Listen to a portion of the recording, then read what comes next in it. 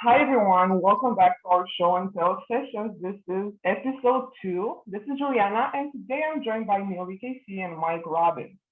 So guys, welcome to the show and tell sessions. So fun to have you both here. Thank you for having us.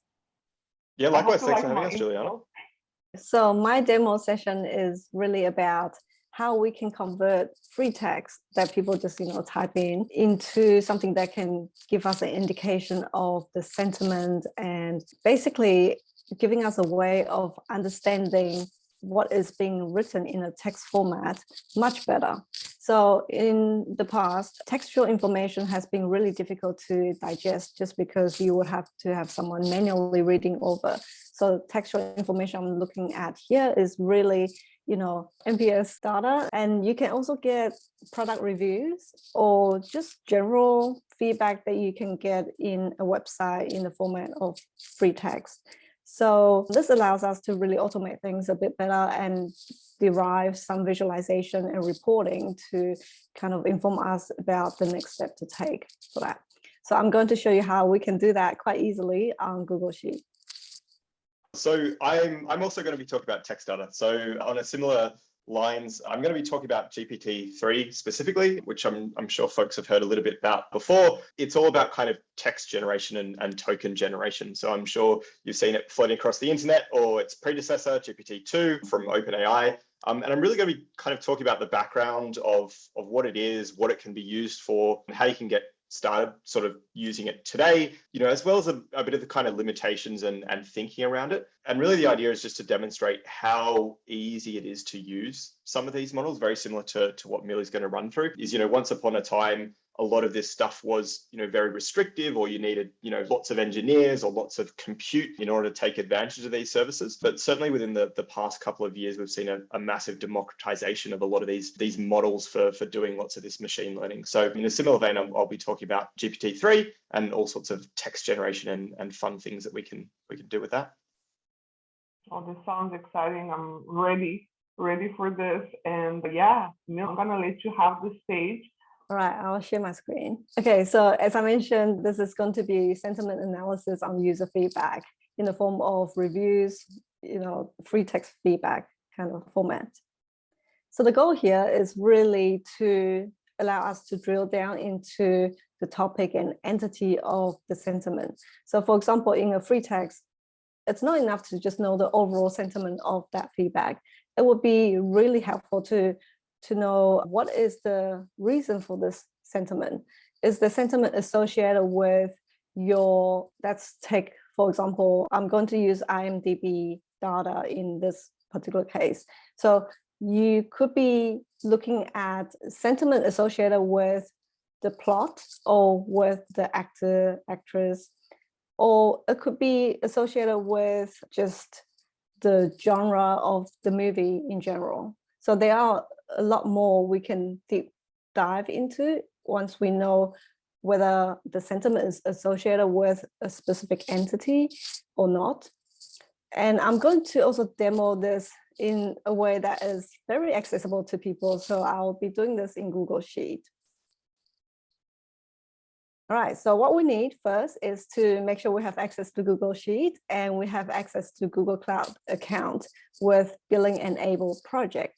Now, this is important because the current, best in industry for sentiment analysis is actually done by Google. So you want to really take advantage of that, since Google has really got access to so much data and you are using their pre-trained model and access through the API. So you really want to have access to the Google Cloud account to do that. And lastly, of course, because it's an API access, you want to make sure you have network access there. Just a note, if you're using Google Workspace account, you might require administrator approval. Okay, so there are 4 general steps. First, we have to organize the free text data in Google Sheets. So they are in a consistent format, cleaned up a little bit if there's any mark in the text. Number 2 is you need to really use app script, which is something I will show a bit later. That's a feature in Google Sheets that you can use to create custom menu and to really access Google Cloud's natural language API. And the third step is to really log into your Google Cloud console and enable the Cloud Natural Language API and create the API key for you to have that authorized access. And lastly, we will execute the sentiment analysis. So it's as easy as that. Here's the results. I'll share that a bit later, but let's dive into the demo. Okay.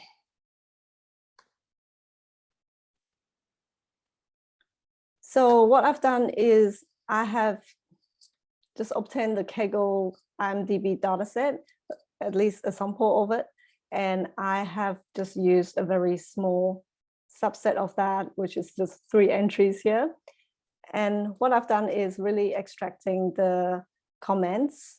That's what we want to work with. So that's what you can see here. So what I've done is I've just done an import range from this original data source. And so we have data in this format.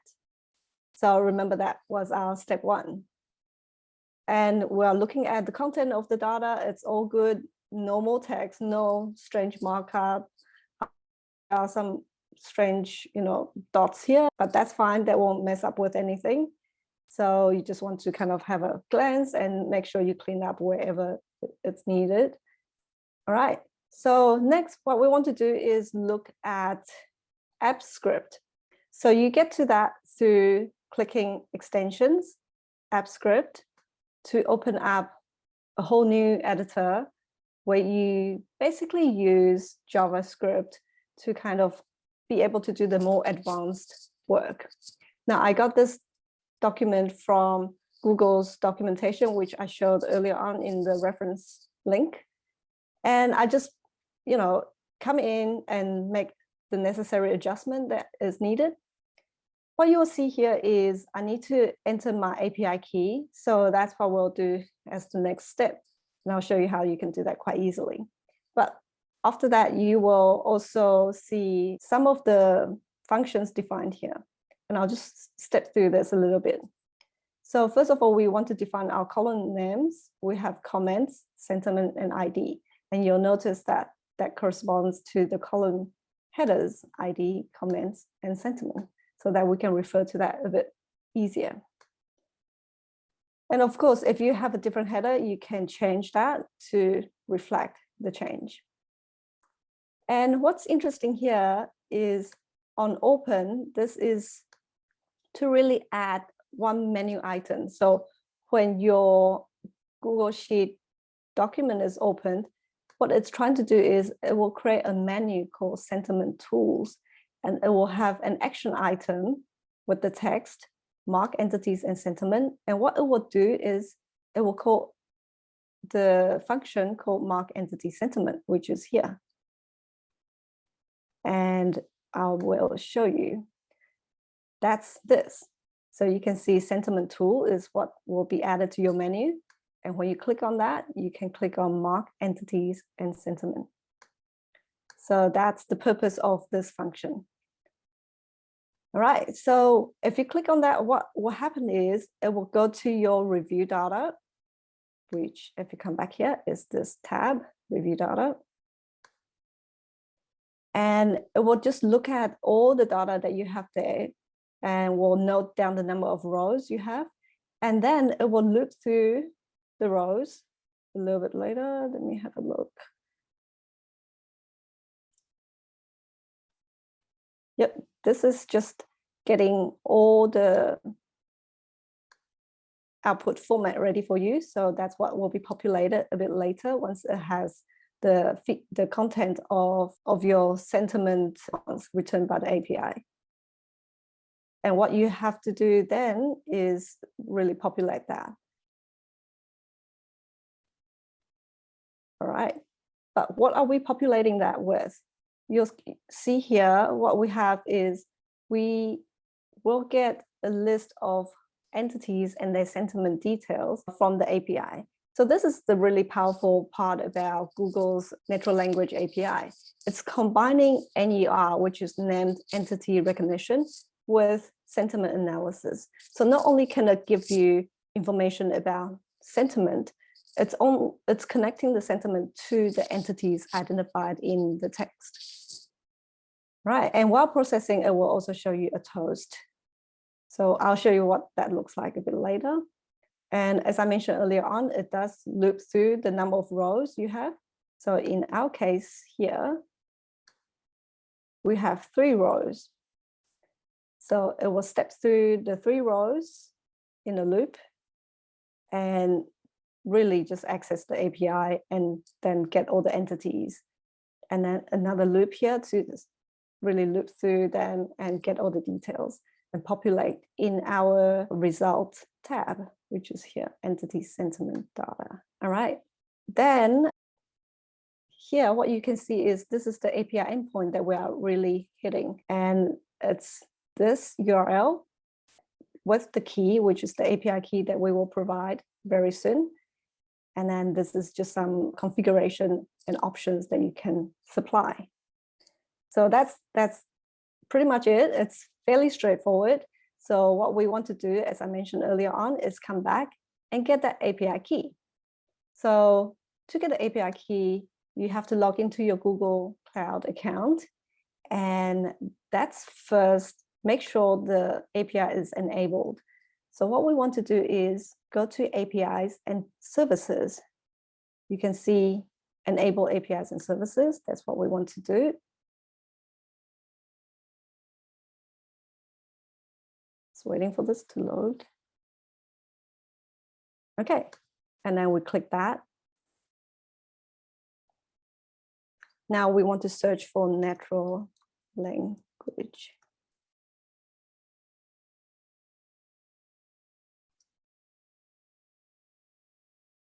All right, perfect. That's what we're after.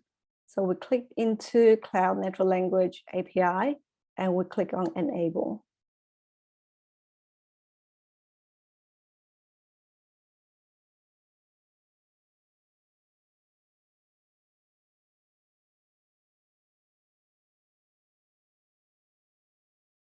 Okay, once enabled, you will see this disable API. So once you are done with it, that's what you can click to kind of disable this. Next, we want to go to the credentials to make sure that we have an API key so that only authorized access to the API is allowed. So what we want to do is we want to create credentials and click on API key. All right, there you have it. That's your API key. We can close this for now. You can copy this directly here as well, but I want to show you how you can come back to it. All right, all you need to do is click on Show Key. Perfect. Now we'll click onto the clipboard and we come back to the app script and we replace this placeholder by your actual API key. That's as simple as that. Now we save and go back to our original tab. And remember that menu item we added in the beginning, which is associated to this particular spreadsheet as soon as it's opened, because it's called on open. We just click onto that and wait for the script to run. So this is the toast that we're looking at.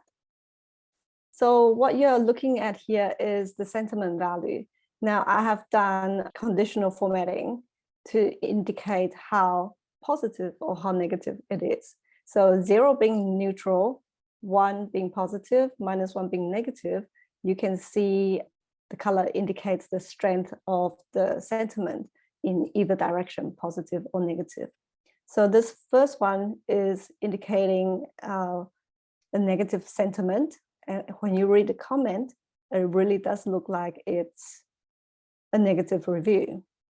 The second one is a positive sentiment. And you can see from the review, it is indeed positive, and same as the third one. Now, when you look at the next tab, what you'll see is all the entities identified in your review and a lot of details like the salience, sentiment score, sentiment magnitude, and the number of mentions. So this is really interesting because what you can do then is create a pivot table with all the really strong entity values, and you can plot them. Well, we don't have enough samples here. We only have 3 samples. So obviously you won't have a very interesting plot yet. But as you add new data to this, you will see this become really interesting because you can see this showing the number of mentions versus the sentiment of each entity. Okay, so that's pretty much going to share the app script as well as, this spreadsheet as well for anyone interested to kind of replicate this in their own time. You can also, it's basically JavaScript, so you can use it to scrape some web data as well. So a lot of people have done in the past is scrape tabular data from web pages. So if you have something that is formatted in a predictable format, then you can definitely scrape that. I like this a lot. This is really, really cool. And I didn't even know it was that easy. I mean, I tried to play a bit with this before, but like I never saw it done like so simple. And yeah, thank you. And that's why this kind of demo is so useful. People don't realize how easy it can be done. Now we're moving on to Mike. Mike, what do you have for us? Thanks, Julia. So I'm going to talk about something very similar, and we're going to see a little bit of overlap between the stuff that Millie has talked about with the GPT-3 demo next.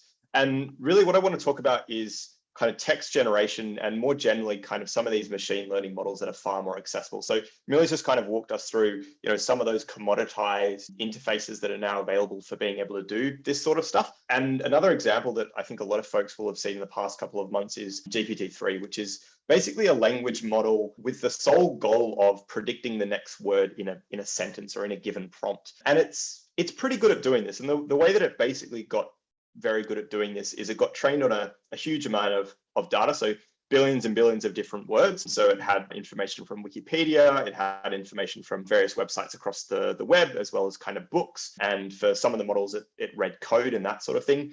And what it enabled it to do is debatably achieve a level of understanding of language so that you could prompt it with something, and based on probabilities of certain words occurring next within a sentence in what it's seen, is it can kind of predict what you're thinking next. So if you think, you're using a mobile phone and it's trying to predict, the word that you're trying to spell, something a little bit similar to that, but obviously a lot more advanced. It's thinking about sentences rather than just necessarily words. It's a big development on the previous model, which is a couple of years older now because it's been trained on much more text. It's a much richer and a much larger model. So it's got about 175 billion parameters, which are all these different weights and probabilities assigned to different terms in this really large neural network. So generally everyone can get access to this data, which is often a problem while you're training machine learning models, is unless you have the data, it's very hard to train these things. So they've taken publicly available data and trained it on that. One of the things that is still a massive problem in this field and is why GCP, Google, Microsoft, AWS, Amazon are able to release some of these models is they're often very, very expensive to train. And the one that we're talking about today, GPT-3 from OpenAI, is no different. A couple of people have pinned estimates that in order to train on that level of data, it cost you somewhere between $4 to $5 million US if you're a consumer. So it's typically kind of out of the reach of the everyday person.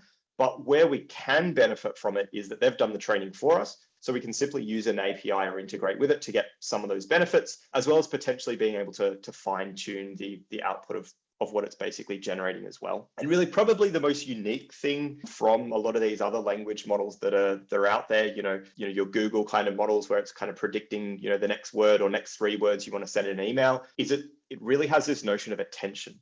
So rather than paying attention to each word individually in a prompt or a sentence, it's able to pick out keywords and themes and attach to them. And this has typically been one of the really big challenges with a lot of machine learning models, is this idea of memory, what to forget and what to remember, what's actually important. And a lot of data, there's a lot of unimportant stuff, right? So you think about images and videos and text and time series data. You typically want the machine learning model to pay attention to the things that you care about, but it doesn't necessarily know what those things are. So the idea is by using this really massive corpus of information, that this information should kind of converge so that once it's been trained, the probabilities are weighted towards, you know, what is most likely to occur. And you can add a little bit of randomness in there as well, so it doesn't behave exactly the same way each time. So I'll just jump into sharing screen, and we're going to talk a little bit about some of the demos that we can share and are somewhat publicly available. So this is just the Open AI playground, and what we're going to look at in this case is we're going to look at a bit of a dummy use case, and then we're going to look at a bit more of a real use case. Effectively, what we're looking at is we need to give OpenAI GPT-3 a prompt. And this is not dissimilar to most AI models. These in specifically is it needs some information to start with. It can't start from zero. We really need to kind of guide it a little bit like a toddler into kind of figuring out what we're asking for. So in this case, we're a little bit of a toy example. We're asking it to convert movie titles into emoji, and we're giving it some examples. So it has a rough idea of what we're trying to do. And GPT-3 really does well with these sorts of things, is it needs to get an understanding of what you're trying to do. And then hopefully it's got enough kind of power and inference behind it to fill in the blanks effectively. And that's really what it is doing. So we've said Back to the Future here, and we've put a couple of emojis in. And remember, it's treating text and emojis as interchangeable, but the idea is it should be understanding what these things mean, or at least we hope it's understanding what these things mean. Big philosophical debate separately that we won't touch on here though. So we're saying Batman is a person and a bat. We're saying Transformers is a car and a little robot here. And now what I'm going to get it to do is I'm going to get it to put in a movie, and we're going to see if we can determine what the appropriate emoji should be for that. So I'm going to start with Top Gun Maverick.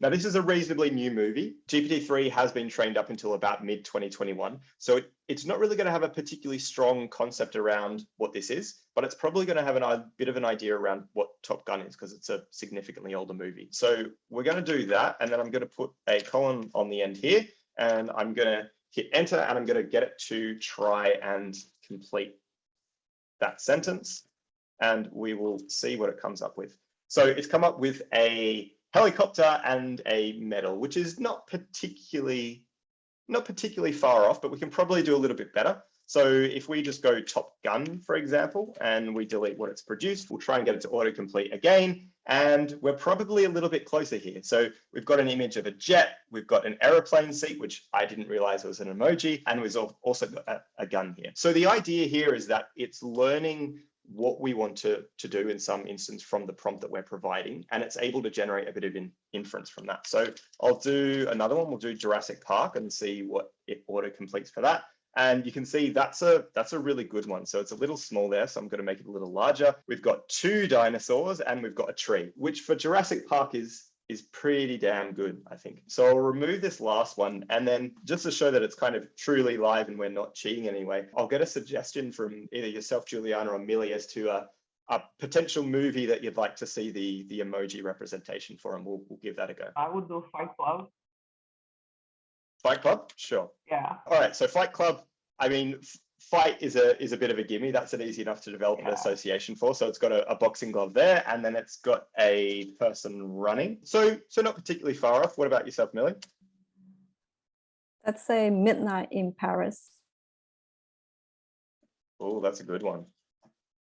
I haven't seen that, so I don't know what it's about. Does that feel like a fair representation of what the movie is about? I mean, it's straight on midnight as an emoji, so that feels close, maybe? Yeah, kind of close, but it's kind of taking the text as it is in a literal sense. Yeah, and I guess that is a good point to talk about the corpus, is that sometimes it can be quite literal, and this is really where there's a little bit of a debate around how much GPT-3 actually understands of text versus how much is it just memorizing and repeatedly kind of regurgitating that sort of concept. And that's definitely something to take in consideration when you're using it.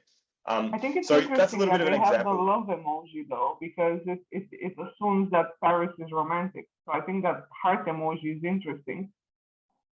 Yeah, so that one is. It definitely has a deep association of those things. So another example that I'm going to move on to. So this is probably a little bit hard for everyone to apply maybe in a real life scenario. So I'm going to jump into a different example, which is we're going to talk about another text generation problem. And the prompt that I'm using for this is I would like GPT-3 to write a creative ad for the following product to run on Google Ads aimed at podcast listeners.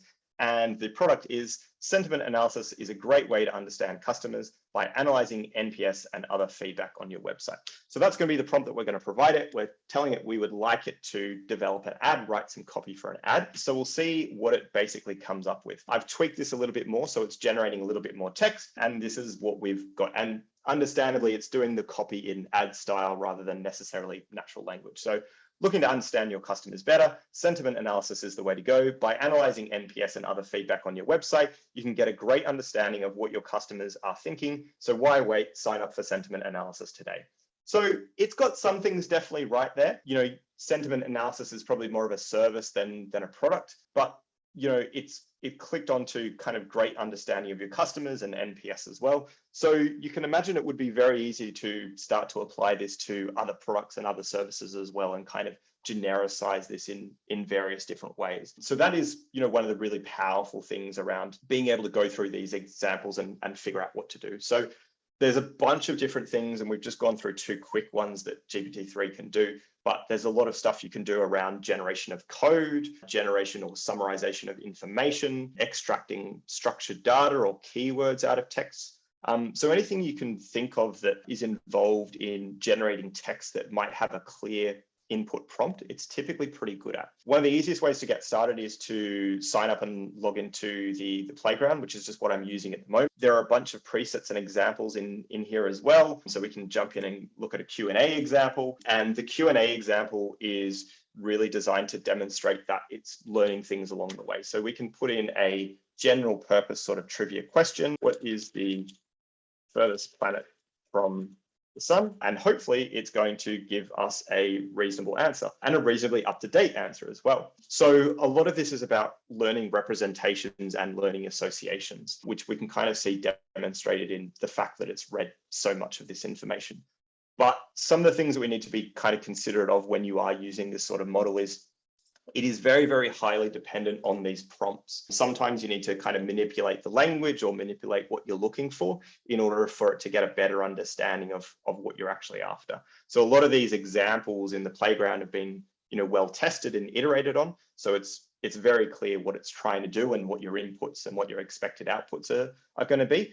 But the playground is by no means the limit to what you can necessarily do with the tool. Playground is useful, but if you actually want to go and be able to develop this stuff, you really need to be able to write code. So I've got a little bit of a code example here on the left-hand screen. So this is a summarization of a smoothie piece of text, and you can see it's very, very straightforward. So we're talking around about 30 lines of Python code here. We've got a couple of imports in. We use an API key to authenticate and be able to make these requests. We've got the piece of text that we want to make an inquiry about. We get the API key, and then effectively this is doing basically everything for us. So it's creating this new completion model. We specify the kind of model depending on what we're kind of trying to do. Different models are going to be specialized for different tasks. There's going to be some that are better at code completion, and there's going to be some that are better at, say, you know, categorizing companies or fruits or supermarket goods or something like that.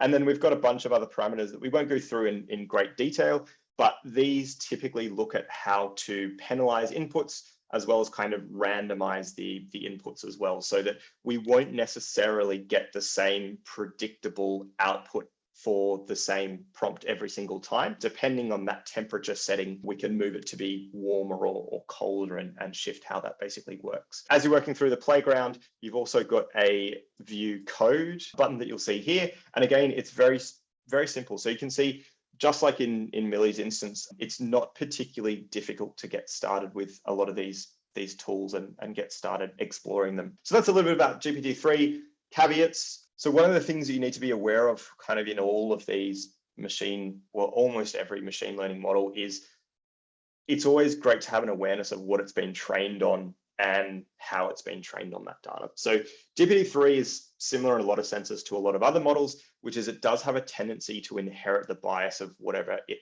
has been trained on. And that is something that you should always kind of take into account when you're using these models is, you know, as much as we would like them not to have any kind of bias in them, the reality is, depending on what it has been trained on, it will sustain some of the biases. So we need to be aware of that. We need to be cognizant of that, particularly depending on what training material it has been given. OpenAI published reasonably clear guidelines around where they think there is a certain bias in certain models. They do a reasonably good job of making this quite clear, but it is something that should kind of constantly be an element of consideration, particularly depending on how you're using the information that you're inputting. There's also got a pretty clear acceptable use guidelines around what you can and what you can't use this for. This was kind of one of the big concerns of a big language model like this is, what does this mean for disinformation, or what does this mean for journalism? And I think they're all really good questions that don't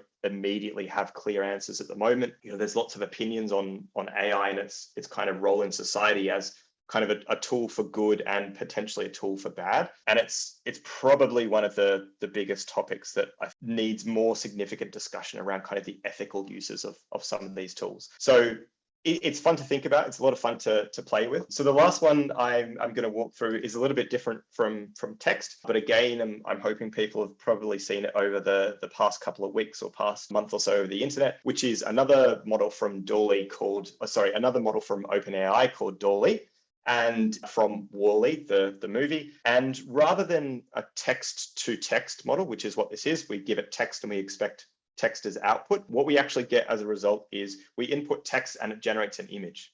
So again, really interesting concept. It's again trained on a huge number of images to ideally form some notion of understanding concepts and images and videos and what those things mean. So one of the prompts that I've put in, again, it requires a prompt, is a podcast about language and analytics in logo style. So you can see we've got some reasonably convincing logos that look like they could be about an analytics podcast or something like that. You can see that the understanding of language is not particularly strong. This is partly because it's hard, and it's also been trained on a significant number of languages, so it's not going to preface necessarily one over the other. But you can see it's a reasonably good output, but you can do a lot more with this. So you can pretty much enter anything in here and it will try and generate, with some exceptions around safety and ethics, which is something we touched on briefly there. You can pretty much generate any sort of image that you're basically thinking about. So again, I'll get Juliana or Millie to give me a bit of a prompt as to something they think would be interesting as an image, and we'll have a look at DALL-E trying to generate that image from our prompt. I'm thinking about, could it generate It can generate human faces. The human faces are a little awkward looking. Yeah, I've seen this on Twitter. It was like this whole debate about fake LinkedIn profiles that were using artificial intelligence to generate like these weird faces. And I don't know, I would say like Romanian food, for instance. I don't know. Sure. So Romanian picnic on a warm day, and let's see what kind of style do we want that in? And we'll say in photorealistic style. So we want something that's actually going to look like it's potentially a photograph or reasonably real. So typically it takes sort of 15 to 20 seconds but again, it's kind of this idea of that if you give some of these algorithms a large enough corpus to learn from, eventually they will start to learn these representations. So I'll let you be the judge of how accurate these look in terms of food. I would say we've probably got some vaguely photorealistic ones here. I would say these depictions are probably a little bit further off. What do you think is sausage though? Yep. So that's definitely reasonably close to the mark. Yeah, the sausage and the bread, we eat bread with every meal. Yeah, there's definitely potentially an over-representation of baguettes here, and a reasonably kind of standardized picnic blankets as well, which is interesting. But you can tell that the style is quite different as well, but it does have a little bit of an understanding of what those things mean. Yeah, this is crazy. Really, what do you think? What would be a good prompt that we could give a bit of a test for? All right, I would say a monkey looking at the lost city of Atlantis. Just a really strange combination of things. I like that one. That's a great one. So again, are there any images of this that exist anywhere in the public domain? Probably not. So this is a really nice example of being able to synthesize these different concepts. So Atlantis, Lost City, monkey, and then obviously looking at a certain thing. So we'll see what it comes up with, but I'm hoping it's going to come up with something reasonably good. So there's a couple of, this is interesting. So there's certainly some cities on water here. I'm going to say like this is probably the closest. Yeah. You can see there's some over-indexing on cities here. So we've got sort of city skylines and Milky Ways and buildings on islands. It's definitely a very contemplative look as well, which I suppose I'll give it points for. So again, it's not perfect, but it is getting reasonably close to understanding those things. So I guess that's probably the summary point for a little bit of GPT-3 and a little bit of DALL-E and other models is they're increasingly, based on the data they're getting trained on, they're getting close to understanding what this input is. These services are becoming much more accessible and much easier to use, uploading your own images, inputting your own prompts to figure out what these things basically are. And we're just at the kind of start of the journey of understanding, what are the applications of some of these services. We're very early on in that process, I would say. We understand some of the things that we can do with them today, but I think there's a good, probably next decade of trying to understand how are we going to refine these things? How are we going to make them more fair, more safe, more practical for everybody involved? There's a lot of work in sort of code generation and helping people, write code, which is obviously going to be a massive problem going forward and analyzing data. So there's a lot of really interesting stuff happening in the space at the moment. And I'd highly encourage anyone, if you've got a little bit of free time to dip your toe in the water. It's a lot of fun. There's a lot of learning there. And for the most part, it is reasonably easy to get started. So yeah, that's what I've got to share today. Yeah, this is crazy. The first one and the second row is really crazy. I just have like a question, like, how are they putting these images together? They're just like creating them based on the data that they collected. Like, I know it's probably a silly question, but like, how are these images created? Yeah, no, it's a great question. So what it's doing is it's taking those individual terms out that have basically built a representation of these concepts. So it will get a large number of images that feature monkeys in them, and it will start to develop an internal representation, or what we'd call a vector for monkeys that kind of describe what monkeys are, what their features are, the fact that they've got tails. This is kind of a reasonably standardized monkey. You don't see a lot of kind of variation in facial features here.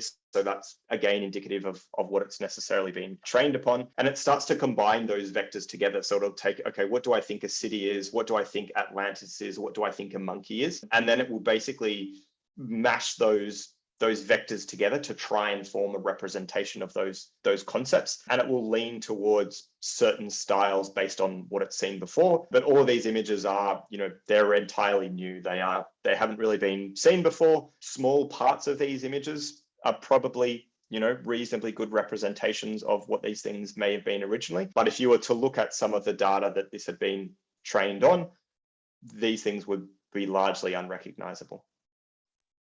And also to weigh in on the name, so it is a play on words of WALL-E, but it's also kind of trying to relate to Salvador Dali, which is a surrealist artist, and his art is just putting a lot of not necessarily related objects together to make a really fantastical image.